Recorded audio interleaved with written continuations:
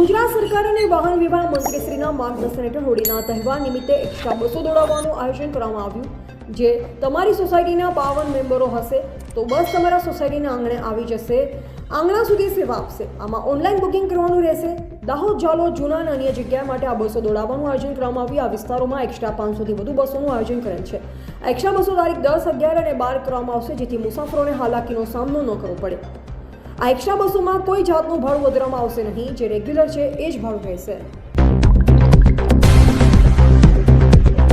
ગુજરાત સરકાર તેમજ માનનીય વાહન વ્યવહાર મંત્રીશ્રીના માર્ગદર્શન હેઠળ સુરત વિભાગ દ્વારા હોળીના પર્વ નિમિત્તે એક્સ્ટ્રા બસોનું સંચાલન કરવા આવનાર છે।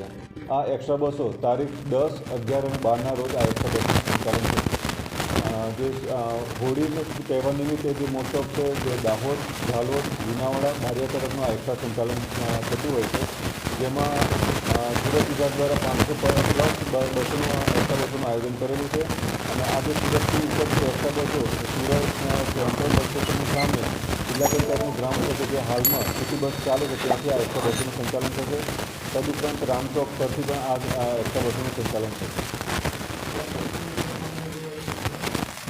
ગત વર્ષે 480 બસોનું એક્સ્ટ્રા બસોથી સંચાલન થયું હતું અને તેમાં 30,000 મુસાફરોએ લાભ લીધો હતો અને એમાં 80 લાખની સુરત વિભાગમાં આવક થઈ।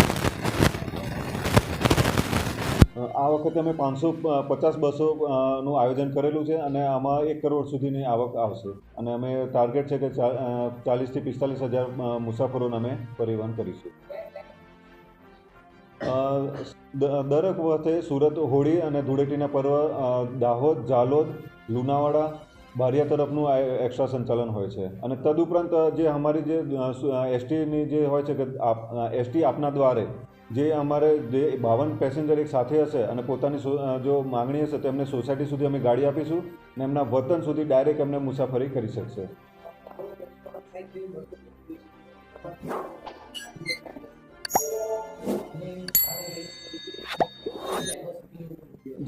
જે સરકારના નિયમ મુજબ જે રેગ્યુલર છે જે ભાડું જે ભાડું હોય છે દર વખતે જે મુજબનું જે રેગ્યુલર ભાડું હોય છે અને જે આ સંચાલન દર વખતે જેમ સંચાલન થતું તે મુજબનું સંચાલન છે। જે અમારું રેગ્યુલર બસો છે જે એમાં રેગ્યુલર બસો જે ઓનલાઈનમાં છે તેમાં ઓનલાઈન બુકિંગ થશે। જે આ જે બસો છે એ ઓફલાઈન છે। જેવું પબ્લિક આવશે અમારી જોડે બસોની વ્યવસ્થા કરેલી છે, જેમ બસ પબ્લિક આવશે એમાં બસમાં બેસી અને મુસાફરી કરી શકશે।